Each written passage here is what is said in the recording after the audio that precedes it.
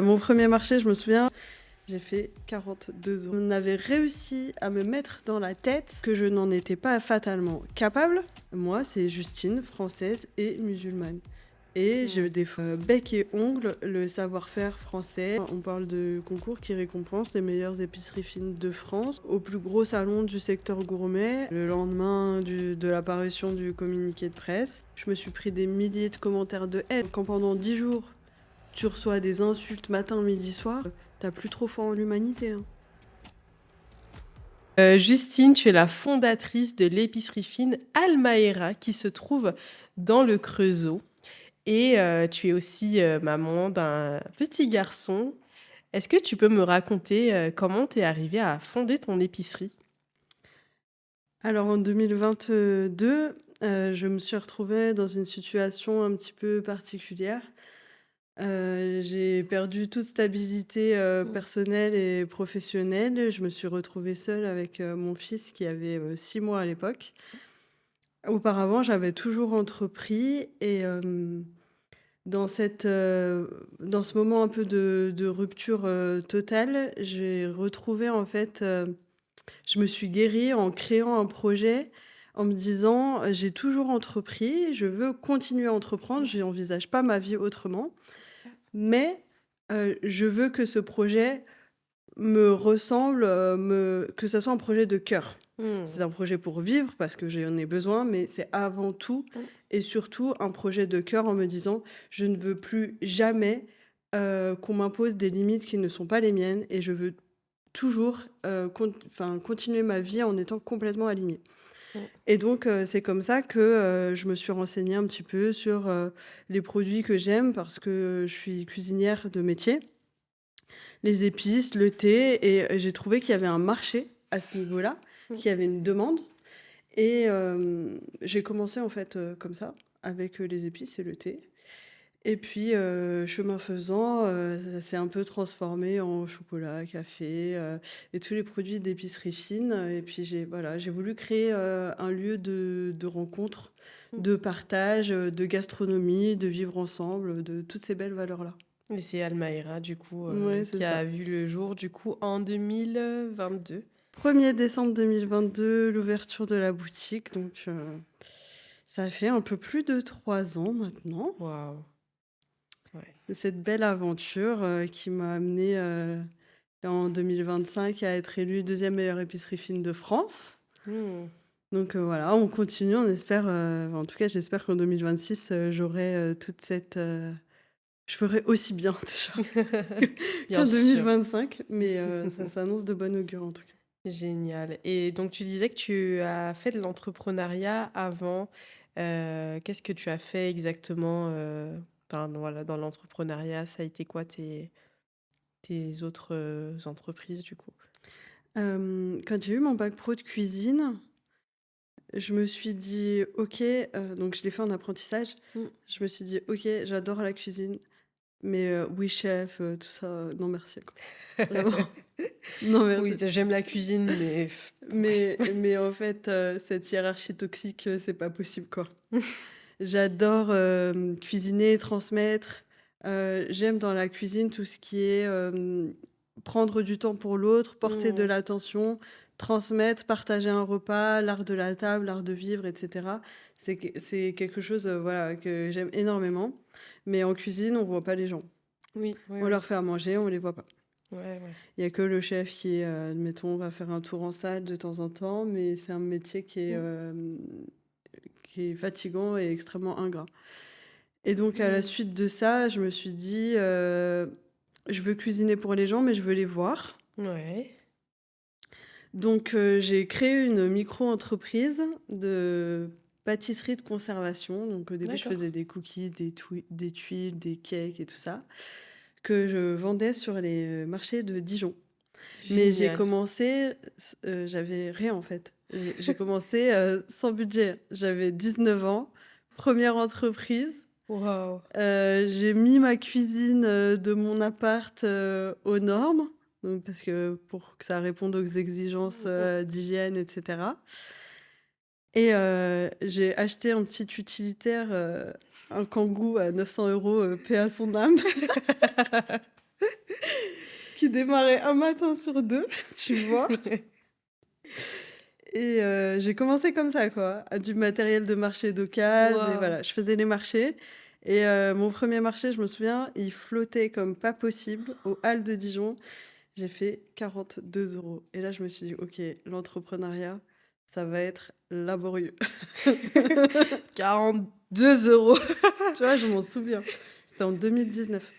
Donc j'ai fait ça et puis bon, bah, ça s'est installé et cetera. Après, j'ai trouvé qu'il y avait un marché dans les gens aimaient, les pâtisseries libanaises, et plutôt, les pâtisseries orientales et Mmh. cetera. J'en avais fait pendant le ramadan et ça avait beaucoup plu, donc j'ai continué comme ça, mais en plus de faire simplement les marchés, je faisais, les foires expo, les Mmh. braderies, les salons gastronomiques et cetera. Donc là, c'était déjà une plus grosse structure Ouais. et puis arrive le covid, Mmh. Ouais, les salons, forcément, les marchés, tout ça, bon. plus rien, à part, quelques marchés qui avaient des dérogations, donc notamment aux Halles de Dijon, Mmh. où j'avais mes habitudes et là, il y avait une vraie demande de fruits et légumes, mais de qualité, avec Mmh. des labels, HVE, donc c'est haute valeur environnementale ou enfin, OK. des choses, pas fatalement bio, mais Presque, quoi. premium. Ouais. Et des gens qui avaient peur de sortir et qui voulaient être livrés à domicile. Et Mmh. donc, plutôt que de faire des gâteaux, je me suis dit que j'allais être utile à ma manière dans cette période un peu de crise. Mmh. Et donc, j'ai commencé à vendre des fruits et légumes OK. sur les marchés qui avaient des dérogations, donc à Dijon et dans les villages environnants, et faire de la livraison à domicile. Mmh. Mais je faisais des journées de dingue. J'ai Avec ton jamais kangou été toujours ou? Alors là, on était déjà un peu plus pro. On avait un gros utilitaire et on avait loué, une chambre froide Mmh. pour tout ce qui est, logistique avec, les produits frais, OK. la conservation des légumes et cetera. Parce que bon, on peut acheter du premium au marché de Gros de Lyon, si on les laisse pendant, 1 semaine dans un garage, Ouais, ça ce va sera pas aller. Donc j'ai fait ça et j'ai jamais été autant dehors que pendant le confinement. ah ouais Enfin, les et du confinements coup, tu faisais des journées, comme tu disais, de dingue. de dingue. À 6 heures du matin, j'étais au marché. Je rentrais chez moi, après le marché, donc je faisais le marché. Hem, Après, je préparais les livraisons des les commandes des gens et après, je les livrais. Ça pouvait aller jusqu'à 18h-19h le soir. Waouh! Je faisais des journées de dingue, mais j'étais portée par le lien, en fait, encore une fois. Mmh. Bon, j'étais heureuse de travailler, on va pas se mentir, il y a pas d'hypocrisie là-dessus, Mmh, mmh, mmh. mon business tournait et cetera et j'en étais très heureuse. Mais au-delà de ça, le fait de pouvoir voir les gens dans une période de crise où ils avaient besoin de se rencontrer, de parler, Mmh. d'échanger, d'avoir un lien, de trouver des produits de qualité, ou ceux qui voulaient pas se déplacer au marché, pouvoir Mmh, aller mmh mh. livrer. Ils étaient heureux de voir quelqu'un, heureux d'avoir des bons produits et cetera. Tout ce lien-là, ce partage, cet échange, c'est ça qui me nourrit parce que quand on a une mamie qui a une peur bleue de sortir de chez elle parce Mmh. qu'elle a Bah, enfin elle là, a peur, en fait, ouais, c'était une période hyper anxiogène, en bah, oui fait. et très alimentée par les médias, en plus, hein. C'est ça. Donc en fait, la voir sourire parce qu'elle est elle on lui a rendu un vrai service, ça a pas de prix, en fait, ce Mmh. lien-là et moi, c'est mon leitmotiv, c'est le truc qui me guide, en fait, dans ma vie entrepreneuriale, c'est d'apporter du bien aux gens. Ouais, ouais, ouais, ouais. OK, donc ouais Ça, c'est et tout. tout ça, ça t'a pas, enfin, ça t'a forgé, en fait, dans l'entrepreneuriat parce que c'était Ouais, vraiment à la dure, clairement, se lever, à 6 heures du matin, aller, enfin, faire des marchés et cetera, c'est livrer des gens, physique. enfin, c'est physique, Mmh. mais ça t'a pas découragé bien au contraire, quoi. Heu, non, parce que ça me plaît. Mmh. Ça me plaît de voir les gens, j'ai besoin de ce contact-là. Ouais. À partir du moment où j'ai l'impression d'avoir, une utilité et de défendre des valeurs, on sait qu'on bosse tous beaucoup, Ouais. faut juste savoir pourquoi on le Pourquoi fait. on le fait? Ouais, OK. Et du coup, 2022, 1er décembre 2022, tu crées Almaera. Est-ce que ça a été facile? Est-ce que les démarches, justement, ont été faciles ou pas? Ou C'était un peu laborieux. OK. L'idée de créer cette boutique, c'était pas quelque chose de compliqué parce que je l'avais déjà envisagé, Mmh. mais j'étais jamais passée à l'action par, croyance limitante, on va Mmh. dire, Ouais, ouais. de se dire, quand même, tu as une apparence qui est différente. Mmh. La question du voile en France, c'est un truc, qui Bah, alimente, omniprésent. Ouais. tout un tas de débats stériles, c'est À chaque qui période de l'année, tout le temps, tous les jours, oui, enfin, non, on mais en entend quand parler, quoi. Ça, c'est clair. il vaut mieux parler du voile en France que Que de des vrais parler, problèmes. économie, qui tombe, que de parler, hausse des prix, que de parler Inflation, élections, que enfin bon élection. bref, je dis ça, je dis rien. Mais, j'étais jamais du coup passée à l'action parce que, on avait réussi à me mettre dans la tête que que je n'en étais pas fatalement capable et que même si j'en étais capable, Mmh. mon image me nuirait. OK. Et je pense que là, quand j'ai créé Almaera, finalement, j'avais pas le choix. Je pouvais pas aller courir sur les marchés avec un bébé de 6 mois, c'était Mmh. pas possible. Mmh. Je pouvais pas partir à 5h30 le matin, revenir tard le soir, travailler les dimanches et cetera. C'était pas possible. Donc il fallait que je trouve une alternative. Mmh. Ça a été le déclic un petit peu, justement cette, rupture, Ouais. ouais. C'est me dire, maintenant je suis seule, heu, l'entourage et le oui, le cocon que je m'étais créé et où je me sentais en sécurité normalement, venait d'exploser.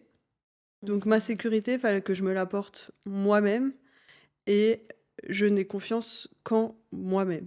Mmh. Donc si je dois entreprendre, il faut que je me fasse confiance Mmh. et si les gens ne croient pas en moi, moi je crois en moi. Mais Mmh. parce que j'ai pas le choix, j'ai pas de plan B en fait. Ouais. Et Je puis tu es peux une maman, tu as une responsabilité qui est oui, différente, ça t'a je pense que toutes les mamans peuvent comprendre que, ouais, on ne peut, on peut déplacer des montagnes en fait. ouais, Ouais, ouais, c'est je te comprends. mais oui, j'étais persuadée que mon image, elle allait me desservir et d'ailleurs quand je t'ai connue, je postais rien sur les réseaux sociaux. Le 1er article, de presse pour annoncer l'ouverture de la boutique, c'était une photo de la vitrine, sans âme, sans moi, Sans la fondatrice. sans moi. Et au final, mais parce qu'il faut dire aussi que quand je faisais des travaux et des personnes étaient persuadées que j'allais ouvrir un kebab. Voilà, Donc ça une m'avait femme, avec un voile dans une boutique, c'est forcément un kebab. ouais, c'est ça. Du coup, ça m'avait un peu refroidi quoi, tu vois? Je me suis dit: «Bon». J'étais restée zen, j'avais placardé des grosses affiches, «Prochainement, ouverture d'une épicerie fine», Wow. en mode, «Ça va bien se passer». Mais ouais, c'était pas fatalement évident et au début, je me cachais beaucoup Mmh. et Ouais. maintenant, je trouve que c'est l'inverse, Ah ouais, carrément. tu vois? Oui, justement, on n'a pas parlé de notre, rencontre, de comment, bah, comment on se connaît et pourquoi on est là aujourd'hui, toutes les 2. Mais voilà, Justine, je l'ai contactée, je crois que c'est moi qui t'ai Ouais. contactée en premier parce qu'on faisait partie du même, réseau d'affaires et voilà, j'ai proposé tout simplement mes services, en personal branding, voilà, j'accompagne les entrepreneurs à se montrer, à se rendre visibles sur les réseaux sociaux et tu m'avais répondu. Tu m'avais dit, «Waouh, c'est tout à fait ce que voilà, c'est un sujet pour moi en ce Mmh. moment» et tu m'as dit précisément, voilà: «J'ai peur de pas être à ma place dans certains espaces et j'ai peur de me montrer, en fait, tout simplement. Donc il y a un gros travail à faire» et en fait, à la suite de ça, on a travaillé ensemble et Oui, c'est ça, voilà. mais tu avais une approche humaine du problème. Mmh. Parce que quand on est entrepreneur, Ouais. on est démarché constamment. Et Oui, je suis pas la première, ouais. ce qui fait la différence, je pense, c'est la personne qui prend vraiment le temps de t'écrire un message Mmh. pour te dire, bah voilà, j'ai vu ce que tu fais, Mmh. moi je propose ça. Et quelqu'un qui te manifeste un intérêt et pas, t'es pas un billet de banque, tu vois? Ouais, ouais, ouais. Ça, c'est différent ça. Oui, bah, parce qu'en fait, quand même, on sent quand même ton engagement, même si, tu te montrais pas vraiment, mais on Mmh. sentait qu'il y avait autre chose que juste, une épicerie fine. Moi, je sentais qu'il y avait ouais, il y avait une personne, qui a des valeurs fortes, il y a une personne qui a, la rage aussi de réussir, il y a une jeune maman, enfin, il y a une humaine, en fait, derrière qui mérite d'être vue, autre que par son business, même si le business est super important et que voilà, tu as autant travaillé sur ta marque Almaïra que sur toi aussi, mais clairement, enfin, même avant de te connaître, c'est ce qui ressortait et mon job, en gros, c'était de t'aider juste à pas qu'on le voit, quoi. Je pense Ouais. qu'on n'a pas trop mal réussi, toi et Oui, moi. c'est clair En termes et d'image, ça va. oui, en termes d'image, je pense que on a fait le job. Mais justement, ça a été quoi, sans rentrer dans le détail de l'accompagnement, mais ça a été quoi pour toi le processus, de quoi tu as pris conscience et comment tu as commencé à prendre plus ta place et pourquoi aujourd'hui c'est important aussi pour toi de le faire? Ouais, parce qu'on a listé, de mémoire, on a listé, là où je me sentais à l'aise, Mmh. mes points forts, mes points faibles et la mission qui me dépasse. Mmh. C'est-à-dire, la mission pour laquelle j'œuvre et qui me transcende, qui est plus forte que moi. Pourquoi je suis là? Mmh. Et je t'ai dit que j'aimerais que les femmes comme moi se sentent, à leur place, enfin les femmes comme moi j'entends, françaises et musulmanes, c'est pas, l'un ou l'autre, c'est les 2. Mmh. Et que je puisse assumer cette identité-là et que cette identité-là ne soit plus un sujet. Mmh. Et à partir du moment où on affirme ça, bah, moi-même j'ai appris à l'accepter, en Mmh. fait. Oui, parce que pour toi, c'était un sujet, Oui, quand même. parce que j'ai une famille, de culture et d'origine, française, Mmh. et je suis très attachée à ma culture. Mais quand on est, musulmane, on est très vite rattaché à la culture maghrébine Mmh. et j'apprécie énormément, Cette culture-là? cette culture-là, mais c'est pas moi. Mmh. Moi, c'est Justine, française et musulmane et je Mmh. défends, bec et ongles le savoir-faire français, les entreprises françaises, Mmh. les artisans qui se lèvent le matin, qui créent, des produits, des biscuits avec un beurre d'Isigny AOP, tu vois? Des choses comme ça. On a un patrimoine, de gastronomie qu'il faut Mmh. défendre et dont je suis fière et ma religion, heu, ma religion, c'est pas ma culture, c'est 2 choses différentes. Mmh. Ma religion, c'est un choix personnel, ça doit Ouais. pas être un sujet. Par contre, ma culture, si je peux la faire rayonner, j'en suis très fière. Mmh. Tu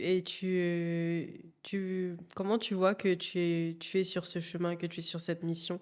Est-ce qu'il y a des femmes justement qui se reconnaissent dans ton Mmh, parcours, qui t'écrivent ou? carrément. Ouais? J'ai des femmes qui m'écrivent en me disant, que je suis inspirante. Alors moi, ça me dépasse. Ça me Tu t'autorises pas à être inspirante encore? bah non, ça me fait super plaisir. Mais Mmh. si tu préfères, cet accompagnement-là et cette prise de conscience, cette prise de recul Mmh. sur qui je suis, pourquoi je suis là, qu'est-ce que j'aime faire et où je veux aller, c'est, c'est pas pour la gloire. Oui, je me doute. Après, si ça inspire les gens, tant mieux. J'en suis super heureuse et flattée et quand on m'écrit pour me dire, «C'est super ce que tu fais, j'adore suivre, tes réseaux sociaux», bah, c'est génial, mais j'ai rien inventé, Mmh. tu vois? Je me suis juste remise, moi, à ma place, en assumant qui je suis et en disant aux autres: «Ben, moi, je suis comme ça». Ça plaît ou ça plaît pas. Mmh. On peut pas plaire à tout le monde, mais moi, c'est ça. Point. Ouais. Ouais, et tu de plus en plus affirmée aussi, hein, faut le dire, hein, sur tes réseaux. Tu es passée de vraiment, hein, Justine, la première fois qu'elle devait faire une vidéo: «Ah Alexia, je veux faire une vidéo!» Ah, mais tu vois, c'était tout un sujet. À aujourd'hui, tu te lèves le matin, on dirait tu poses ton trépied et tu fais des vidéos super drôles, tu réponds à tes haters, tu de rire. Enfin, on voit ta personnalité, on voit qui tu es et ce qui est hyper bien, je trouve, dans ton personal branding et dans ce que tu as réussi à créer, c'est qu'il y a pas de différence entre la Justine des réseaux sociaux et la Justine de la vraie vie. Vous voyez les 2, c'est la même personne et c'est pas le cas de tout le monde, tu vois? C'est Bah, parce que je pense que le meilleur storytelling, c'est le vrai, oui, bah oui. simplement. Tu vois, je vais pas essayer d'être quelqu'un d'autre Mmh. pour faire plaisir aux gens. Je ne sais pas faire. Je ne sais pas faire.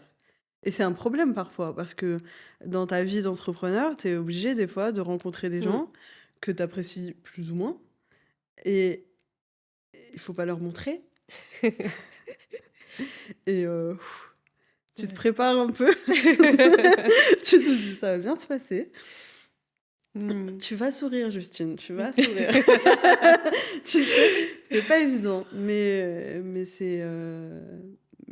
je pense que c'est une force. Et puis Mmh. regarde, là où je pensais que mon image allait me desservir, maintenant on me reconnaît. En fait, c'est assumer son image et son originalité, si je peux dire ça. Mmh. Bah, finalement, les gens me reconnaissent. Oui. Il y a plein de gens qui me connaissent que moi je connais pas, tu vois? Ouais, là, c'est le début de la célébrité un petit peu. Genre, on Oui, te carrément. reconnaît dans la rue, mais toi, tu vois pas. OK. Ouais, Ouais. dans les réseaux d'affaires et les choses comme ça, il y a des gens qui me connaissent et moi je les connais pas. Ah, c'est chouette ça. Ouais. Et je me dis: «Bon, en termes d'image, ça va». Ça va, je bosse bien. Et justement, on va parler de ton prix de la deuxième meilleure épicerie fine de France. Comment tu as reçu la nouvelle? Voilà, est-ce que je peux rentrer un peu dans les confidences de Ouais, ce OK. prix? Alors ce prix déjà, faut savoir que on est venu me chercher pour y participer. D'accord. J'avais pas idée, vraiment d'y participer, et il y a quelqu'un, du milieu qui est extérieur au prix, hein, mais qui est du milieu, qui est venu me voir en me disant: «Écoute Justine, tu devrais vraiment participer». Mmh. Et donc j'ai dit: «OK». Et puis 2 jours avant la deadline, du dépôt du dossier, je me suis dit: «Mince, j'ai pas fait le dossier, et quand je vais aller au salon, je vais me faire charrier parce que j'ai même pas déposé le dossier». Et Mmh. puis de manière générale, quand je dis quelque chose, j'essaie de le faire.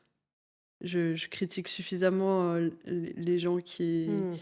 qui ont trop de légèreté dans leurs paroles pour, essayer de m'imposer ça à moi-même. Mmh. Et donc je l'ai fait, mais je l'ai fait bien, mais je l'ai fait sans prétention, sans conviction, particulière.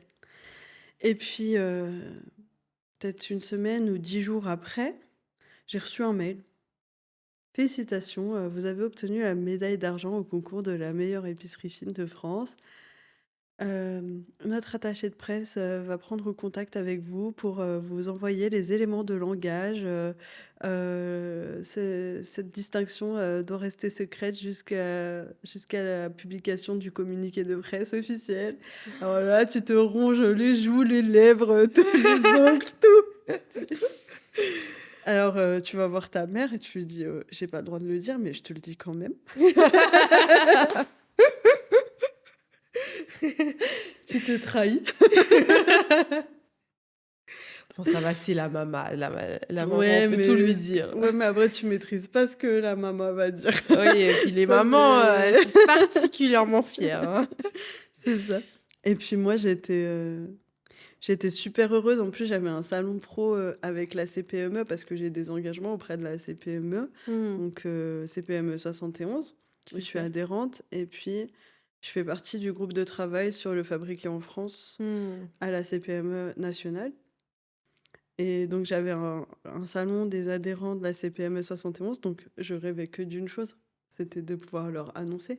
Parce que comme on fait beaucoup de cadeaux d'entreprise et Mmh. de goodies gourmands pour l'événementiel, etc., moi, je voulais communiquer en plus sur mon prix à Bien ce sûr. salon où j'exposais. J'avais préparé une banderole, mais je savais même pas si je pouvais l'afficher, quoi. Mmh, mmh mh. Et le jour du salon, j'ai pu le dire, il y a eu le communiqué de presse officiel et on a fait la fête. On a fait la fête au salon, c'était exceptionnel. Oh génial. Waouh, et pour toi, personnellement, comment tu le vis aujourd'hui, Bah, c'est une reconnaissance de mon travail, donc Ouais. forcément j'en étais, très touchée. Mmh. Après C'est pas tant d'années d'entreprise que ça en plus, hein, parce que 3 Almeida ouais, avait quoi, 2 ans et demi. 2 ans et demi, tu vois? 2 ans et Ouais. demi et puis 2 ans et demi à bosser, énormément. Nuit, jour, week-end, Ouais, je Noël, bosse énormément. vacances. Après ça, c'est moi, je pourrais bosser moins, mais je m'impose un peu un rythme.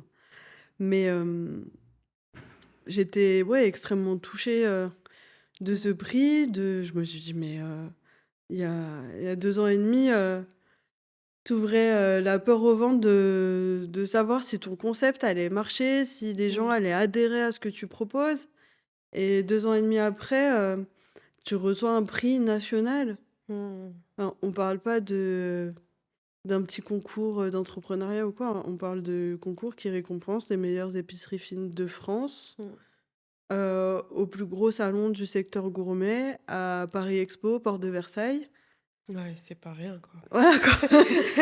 Donc là, on se dit, Ah «Ah ouais? ouais, ce que je fais, c'est bien en fait». Tu Mmh. sais, tu Excellent. et puis tu te dis donc tu as cette période-là où tu réalises pas trop, puis après tu as la période de dire: «OK, si ce que je fais, ça plaît, bah, maintenant rêve et vis tes rêves». Mmh. Donc à partir de là, tu t'autorises à avoir de l'ambition, à voir en grand, hem, à incarner encore plus Mmh. le projet initial. Ouais. Après ça marche ou ça marche pas, mais au moins je me suis autorisée à penser que c'était possible. Waouh. Ouais, donc ça a aussi changé, des choses dans ta propre dynamique entrepreneuriale, dans tes décisions. Tu enfin, tu Ouais. vraiment essayé d'aller plus loin, quoi. Oui, c'est ça. Parce Mmh. que quand tu discutes avec des entrepreneurs, que c'est un milieu un peu masculin, Ouais. que en général donc j'ai 28 ans, en général je suis la plus jeune Oui, ou pas loin toujours, ouais, des années et 90. et quand, je rencontre quelqu'un qui me prend un peu d'eau quand même. En plus, je suis dans une ville, c'est très axée industrie, tu vois? Donc Mmh. c'est des plus grosses boîtes Mmh. et quand je lui dis: «Bah, enchantée, Justine Bobin, fondatrice d'Almaera, deuxième meilleure épicerie fine de France». Bah, là, il y a un petit silence Un petit et blanc puis après les gens t'écoutent. qui s'installe, ouais. Ouais, Ouais. ça t'apporte, quand même une crédibilité supplémentaire, une Mmh. autorité qui fait que c'est quand même plus facile de s'imposer naturellement, je dirais. Mmh. Waouh, OK, et du coup, ce prix, derrière, ça t'a amené à travailler tes relations presse et tu as eu des belles parutions aussi. Oui. Qu'est-ce que ça a été aussi cette nouvelle étape, dans la visibilité? Voilà, on parle de quelqu'un qui mettait même pas une photo sur les réseaux sociaux et qui a maintenant des gros titres dans la presse. Qu'est-ce que ça a donné du coup? C'était quoi le En fait, un seul prix témoigne de la qualité de mon travail, mais ne suffit pas mmh, à communiquer largement mmh, sur cette reconnaissance. ouais.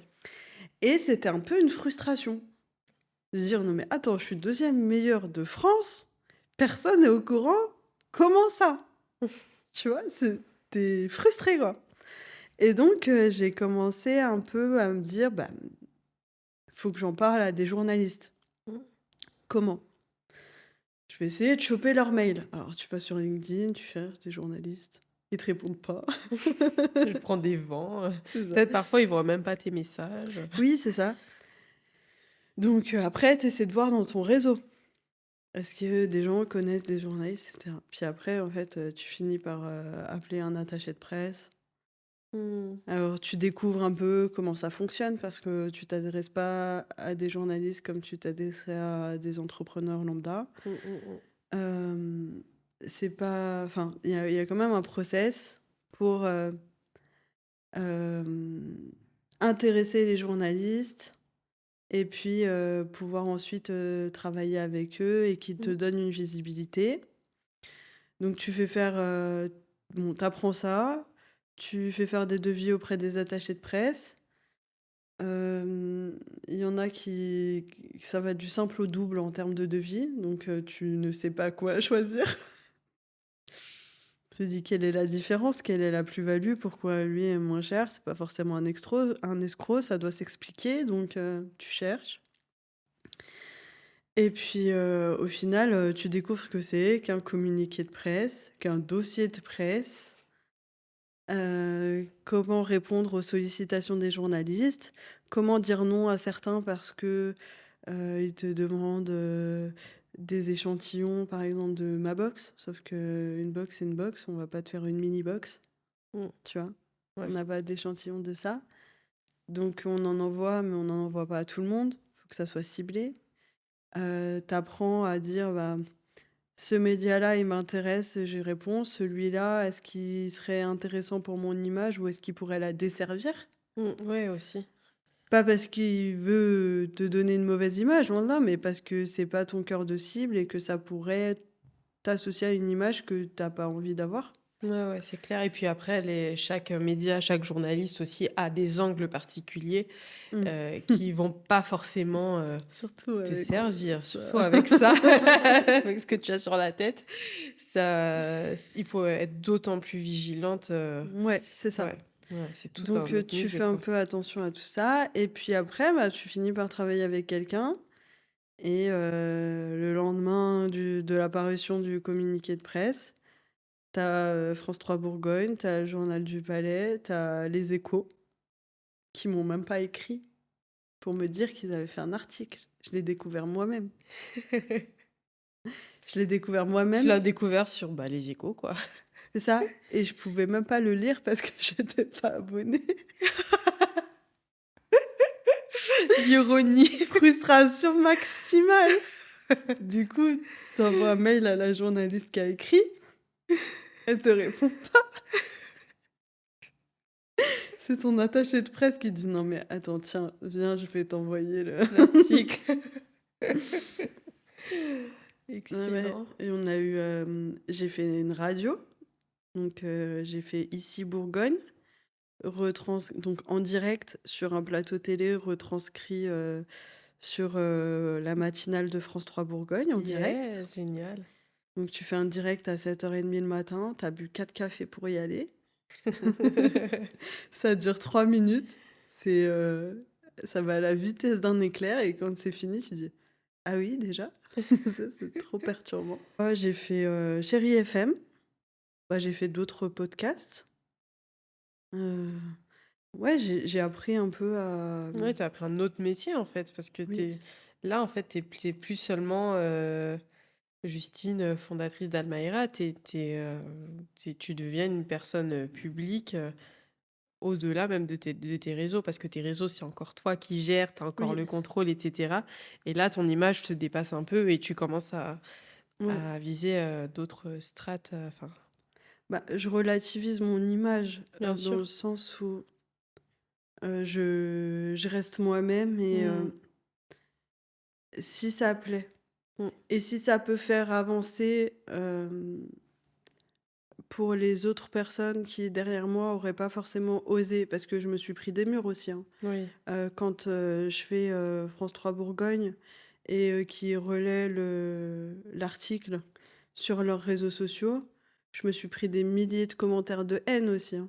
Ouais, ouais, C'est, ouais. quand pendant 10 jours, tu reçois des insultes matin, midi, soir, Mmh. au bout d'un moment, tu plus trop foi en l'humanité, hein. Mmh. Ouais. Ça Mais d'un côté, tu te dis: «Bah, ça fait réagir». L'important, c'est que ça fasse réagir parce que si tu fais réagir les gens, ça veut dire que quelque part, tu as avancé. Ouais, ouais, ouais, c'est ce que j'allais Enfin, dire. C'est que quand, ouais. enfin, si ce que tu as à dire, c'est important et si ta visibilité dérange, c'est que tu es exactement au bon endroit parce que, Mais ma ouais, visibilité dérange sans même que je parle. ouais, ouais, c'est juste, oh, je me rappelle, l'article, c'était juste, ouais, Justine, Ouais, élu deuxième meilleure et épicerie fine de France, point. voilà, c'est C'est ça. ça, Mais ouais, c'est ça. Et donc après, c'était meilleure épicerie fine d'Afghanistan. oui, C'était. rentre chez toi, et puis si on ouvre une boucherie chez eux, alors que t'es française, Ouais, c'est ça. ouais, Ou c'était. Le vin, c'est français, oui, parce que tu fais pas de comment vin. comment on peut être bah, en fait, non mais rien que par correction envers mes clients. Pourquoi je vais aller leur vendre du vin alors que je ne le goûte pas, que je n'aime pas ça Et que t'es pas caviste et que c'est et un autre métier que en c'est plus, hein. pas mon métier? Pourquoi je vais essayer de faire du business sur leur dos pour un truc sur un truc que je maîtrise pas? Oui, et puis si tu l'avais Non mais fait, tu te serais fait aussi insulter. De toute façon, on sait très bien ce qui dérange ces personnes. On va pas. Voilà, il n'y a pas alors de, ce y a pas de matin, j'étais débat. au Wine Paris. C'est vrai qu'il y a des gens qui se demandaient un peu ce que je faisais là. Mais ouais, enfin, dans tous les cas, on reçoit. Je pense que j'ai reçu autant de bons commentaires que de mauvais, hein. Hmm. Et c'est pour ça qu'on continue. Mais la haine des gens, Ouais. Comment tu l'as c'est un vécu sujet, ça hein. justement? Toi, t'as réussi à prendre du recul par rapport à ça? Parce que c'est pas facile justement la gestion des haters et c'est quelque chose qui bloque, je pense, les gens déjà, Ouais. un, à se montrer sur les réseaux et deux, à se montrer dans les médias. Comment toi tu gères? Alors, j'ai pas eu de problème auparavant, enfin très peu, euh, avant d'avoir un prix national. Ouais. Donc déjà, à la personne qui entreprend comme ça et qui a peur de se montrer sur les réseaux sociaux, c'est pas une fatalité d'avoir des haters. Ouais. Les trois quarts des gens sont très gentils, Mm. franchement. Moi, j'ai pas trop eu de problème à ce niveau-là avant. Et puis, s'il y en a un comme ça, par-ci par-là, Qui s'est perdu? faut. Il est déjà perdu. Bref. Enfin, c'est pas une fatalité que d'avoir des vagues de haine comme ça. Enfin, je veux dire, moi, ça m'est arrivé une fois sur un réseau social à cause d'un prix national. C'est même pas tous les réseaux sociaux, c'était vraiment sur Facebook. Et très honnêtement, je pense que Facebook, c'est le fond du panier, quoi. Ouais, ouais, c'est C'est clair. terrible. Mais donc, en fait, il faut pas se freiner pour ça. Mm. Et puis après, bah, faut essayer de gérer. Alors, il y a plusieurs, les gens gèrent différemment. Il y a des gens qui disent, bah, j'ouvre plus mes réseaux sociaux et je délègue complètement ça. Mm. Oui, Moi, j'aurais pas pu. ok. Parce qu'au fond de ma tête, je me dis, il y a, enfin, je vais pas nier un problème qui est là. Ouais. Après, bah, on désactive les notifications, on regarde pas trop, on regarde à des moments où ça peut aller, quoi. Mm. Pas tout le temps. Et moi, j'ai fait le choix de regarder quand même, parce que dans le lot des commentaires, il y avait des gens hyper bienveillants, encourageants, etc. Et eux, Qui te défendait? c'est ça, Il y a des personnes qui ont pris ta défense. c'est ça. Et eux, ils méritent que je regarde et que je leur réponde. Mm. En fait, j'ai pas voulu céder à l'indifférence globale pour une poignée d'abrutis, pardon du terme, mais Mm, mm, je me suis dit: «Non, mais il y a des gens très sympas aussi qui méritent que tu leur répondes, donc voilà». Et puis, je sais ce que je vaux, en fait. J'ai pas besoin d'eux. mm. Ouais, ouais. Ton C'est pas discours interne, il est positif, quoi. Toi, tu connais tes valeurs, tu connais ta valeur. Et du coup, tu es assez solide, je pense. Et c'est mmh, arrivé à ce moment-là parce que tu es solide aujourd'hui pour encaisser ça. Tu ouais. l'aurais peut-être pas été il y a 3 ans quand on s'est connus. Alors, Ou il y a deux. solide, mais au bout de 10 jours, on en a marre, hein. Je peux te Oui, dire, oui, ça, je peux, je se peux dire, comprendre. quand, tu te réveilles, et que tu regardes ton téléphone à Mm. 7 heures du mat et que tu vois Sale Bougnoul en t'appelant Justine Bobin, Je peux dire que tu dis c'est vraiment des Ouais. cassos, quoi. D'ailleurs, peu importe comment tu t'appelles, ça doit être chaud, mais là, franchement, les gens, c'est des, c'est des débiles profonds, quoi. C'est ça. C'est ça. Mm. Mais bon, après, c'est pas ça qui me freine. Ouais. Enfin, si, on m'a proposé des projets d'ampleur avec une grosse médiatisation et pour le moment, je me suis dit: «Attends, t'as pris une bonne, vague de haine la dernière fois. Si T'as tu te fait les jettes mollos. là-dedans, tu sais à quoi t'attendre. Ouais. Heu, si tu le fais, prépare-toi». Mm. Je me suis pas dit: «Ne le fais pas». Oui, oui. Je me suis dit: «Là, comme ça, avec, la fatigue, accumulée et cetera, c'est pas les bonnes conditions pour le faire». Mm. Oui, oui. Il faut quand même le prendre en compte. Bien sûr. Faut pas y aller tête baissée comme ça, Oui, parce oui, que oui. c'est pas anodin non plus, mais faut relativiser, ça doit pas empêcher d'avancer. Ouais. Ok. Et justement, cette haine ou ces haters ou enfin, ce genre, est-ce que c'est allé au-delà des réseaux sociaux? Bah oui, ils ont tagué ma vitrine! Mais avant le prix, hein. Oui, Ils ça, ont c'était tag avant le prix, ouais. Ouais, ils ont tagué ma vitrine. Ils ont Alors, marqué ça, c'est et c'est je sais pas. les haters, ok. Je sais pas qui, je sais pas j'ai pas les détails, je m'en fiche. Hmm. Je cherche pas à savoir. Mais oui, oui, ils avaient écrit, C'était quoi, va en Iran? «Soumise, Soumise. soumise va en Iran» et donc comme je fais une box qui s'appelle la Globe Croqueuse et qui invite les gens à voyager, à chaque nouvelle box dans un pays avec, des produits, des recettes, un carnet de voyage et cetera. Je me suis dit: «Bah, vous voulez aller en Iran? OK, on y va». J'ai fait une box iranienne. Et Ouais. ça c'est intéressant aussi. On va creuser un peu dessus, mais toi, tu réponds en fait aux haters. Soit tu réponds par des actes, donc typiquement le tag va en Iran, t'as fait une box iranienne Oui.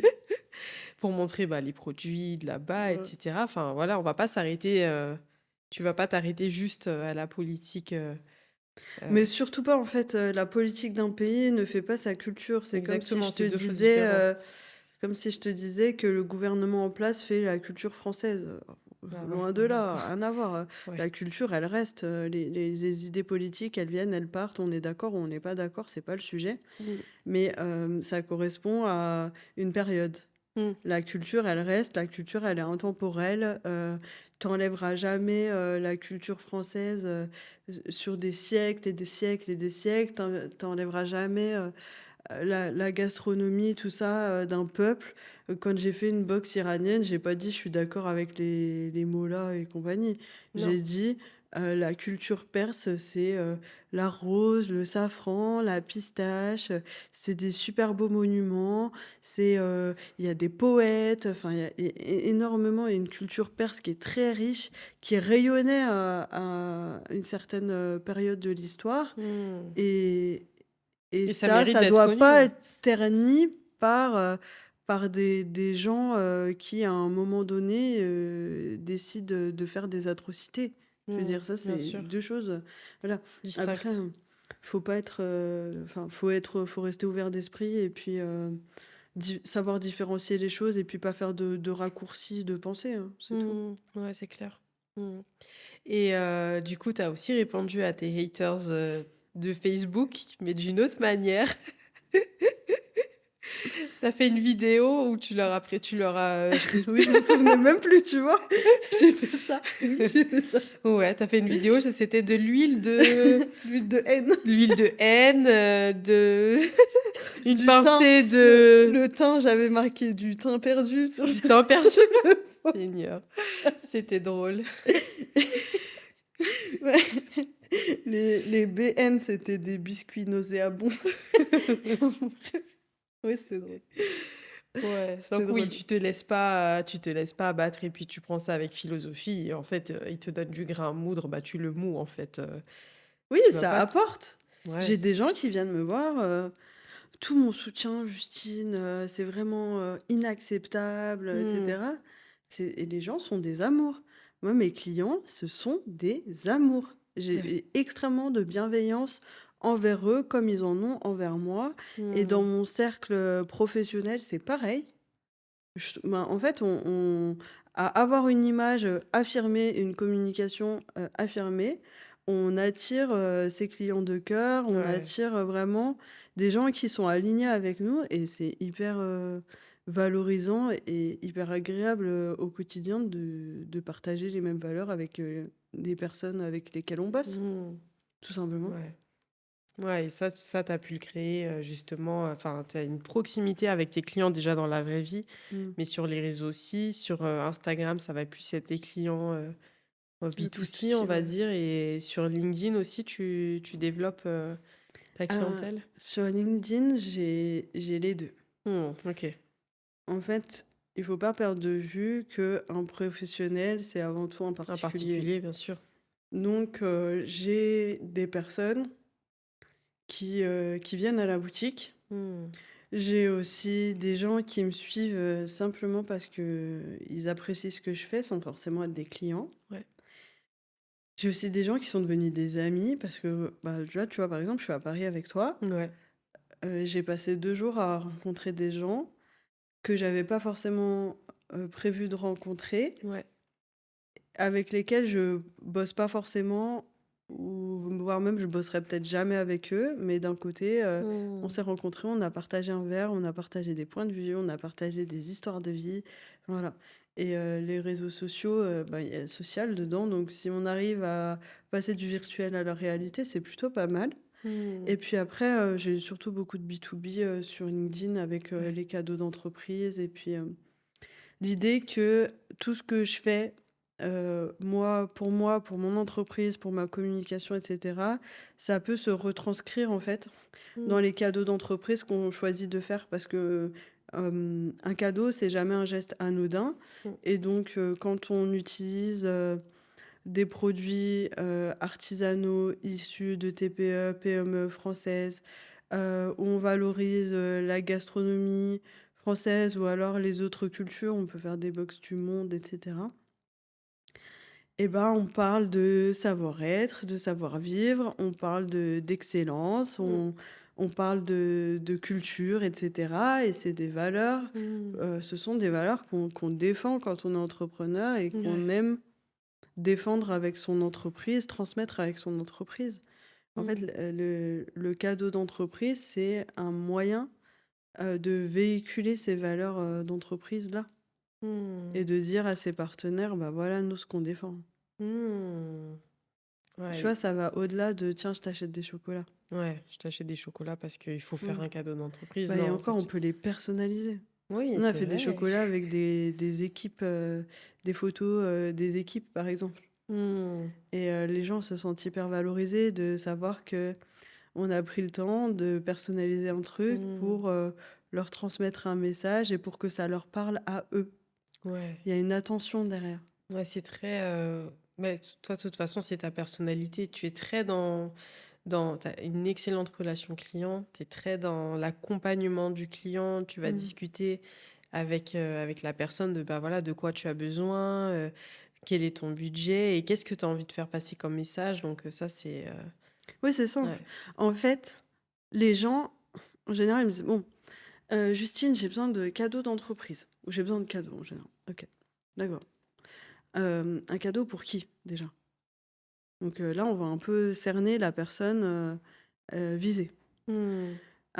OK, donc on va pas offrir la même chose à une femme de 40 ans Mmh. et à un homme de 60, par Bien exemple, sûr. tu vois? OK, qu'est-ce qu'elle aime cette personne?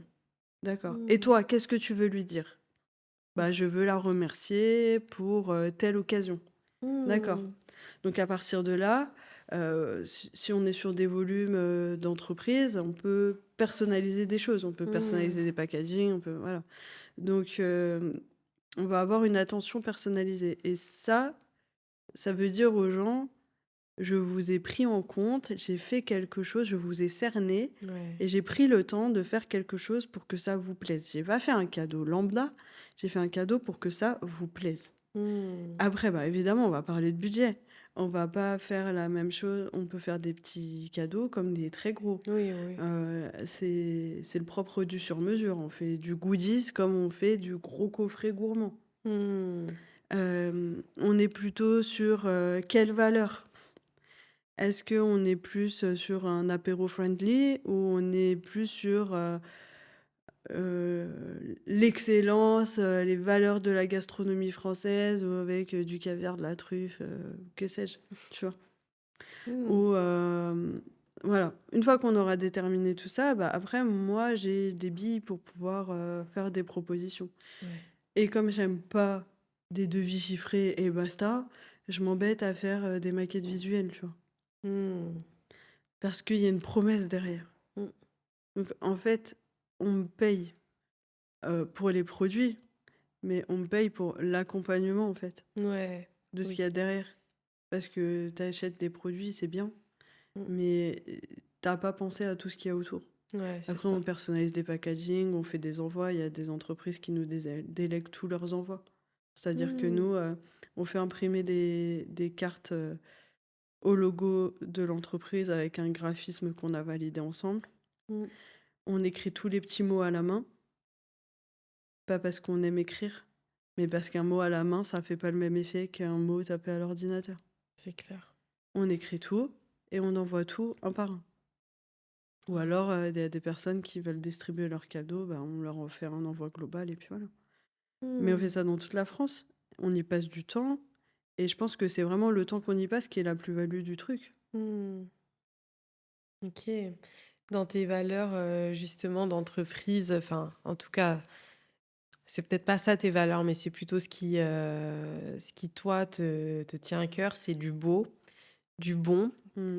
et du français aussi, Ouais ouais, et du lien, du lien, du beau, du bon et du lien. c'est ça et on va, voilà, on va sortir la boutique en ligne aussi pour les particuliers Yes, on et a pour les hâte! entreprises.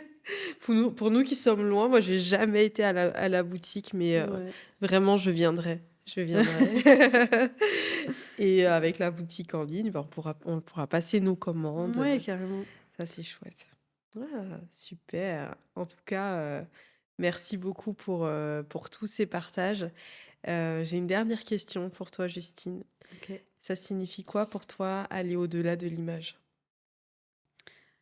Hem, Ça signifie, aller au-delà de tous les a priori qu'on pourrait avoir, sur toi la première fois qu'on pourrait te voir.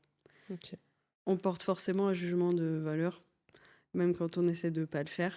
Mmh. Maintenant, c'est comment on arrive à aller au-delà de ça, pour s'affirmer, et pour rester aligné avec nous-mêmes, OK. je pense.